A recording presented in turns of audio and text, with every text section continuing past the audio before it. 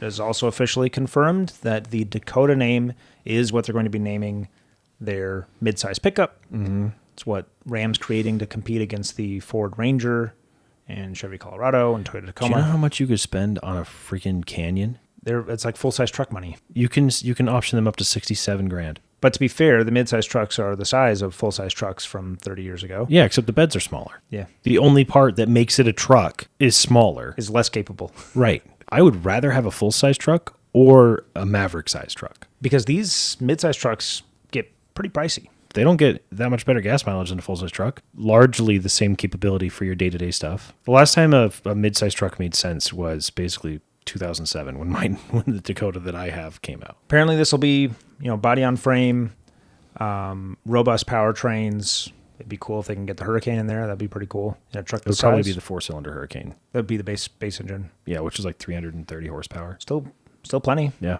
We don't really have any information on it yet, other than it's confirmed. It's coming back, and then probably 27, 28. Production begins in 27 for the 28 model year is the current estimation.